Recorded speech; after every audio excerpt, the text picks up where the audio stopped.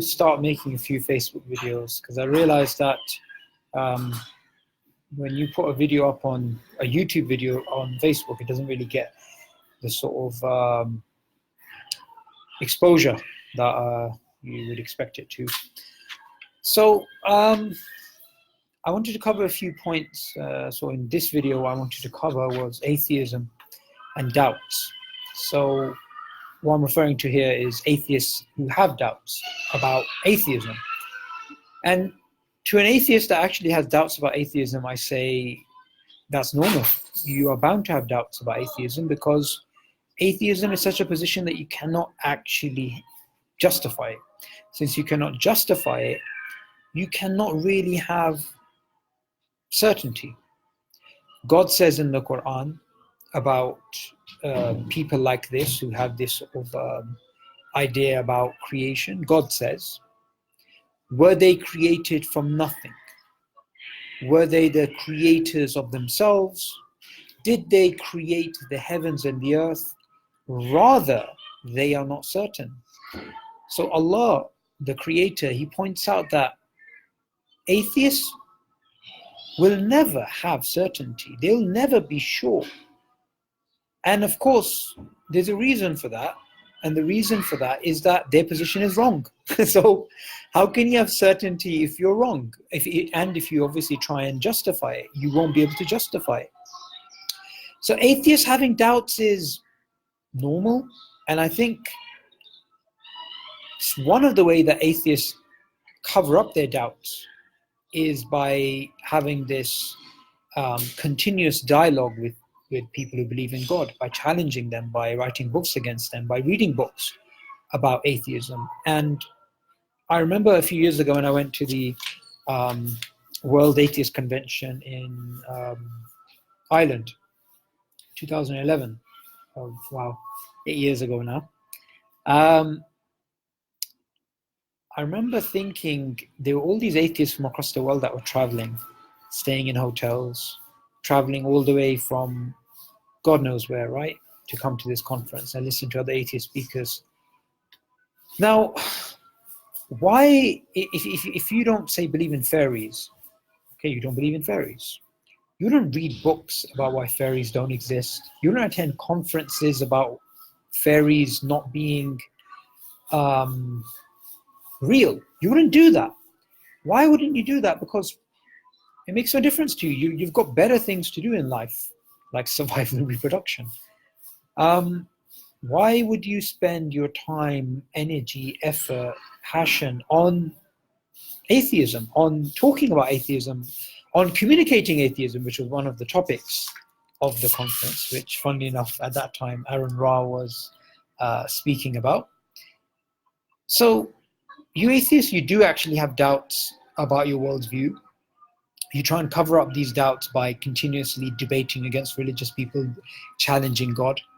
But me looking up at the sun and then continuously shouting at it at the top of my voice, it may distract me for a little while and make me into this euphoric state where I start just shouting my head off and then eventually deluding myself into thinking the sun is not there. But the sun is always there. The sun is not going to go away by you shouting at it. Likewise, Allah, the Creator, is the reality, and that reality, that transcendent reality, from which we derive everything that we have. If we have love in our hearts, that love is from Allah. Allah is Al-Wadud, the loving. If we have the concept of forgiveness, God is the forgiving, so that concept comes down to us through Him. Likewise, all of these traits that we have, empathy, sympathy, love, care, affection, these things are explained by Islam. There we go, the rooster's back. For those of you who don't know, this rooster's been interrupting my videos lately. So, you know, Allah, that reality is there, and you continuously challenging that reality is not going to make it go away. It's not going to make it go away. It's not going to give you any peace of mind.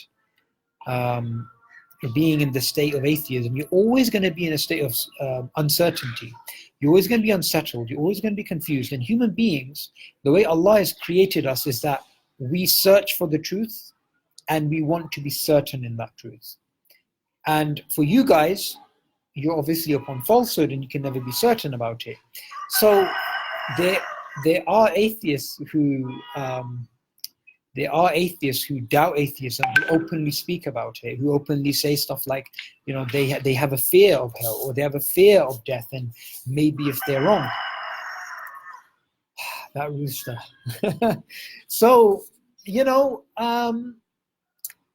just going to remain in this state until you die.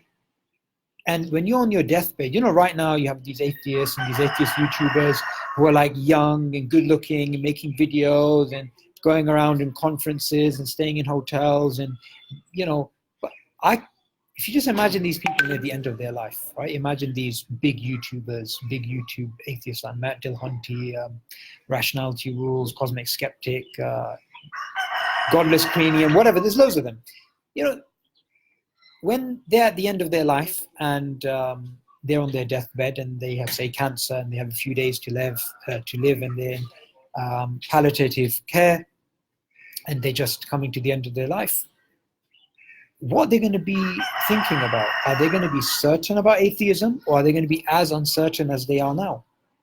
They, in fact, are going to be as uncertain as they are right now, because you die the way you live. It's not like something phenomenal will happen before you die that you'll completely change. No, the way you live is the way you are actually going to die. So Allah's promise in the Quran is true, that these atheists, they will never have certainty. They'll always be uncertain, always be confused, always have these doubts. And those doubts are going to remain with them until the day they leave this earth.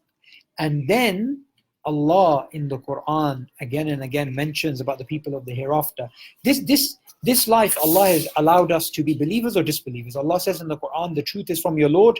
Let those who believe, believe. Let those who disbelieve, disbelieve.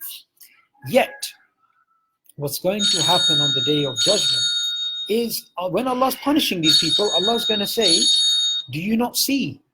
Do you not taste the punishment? So empiricism, because these people are like, no, we only want something we can see, we can hear. So Allah's going to say, okay, Allah mentions in the Quran, about the people of the hellfire. They will say, okay, we've seen and we've heard. Please send us back. Please send us back. But the thing is, look, Allah has given us this life to be believers or atheists. It's up to us.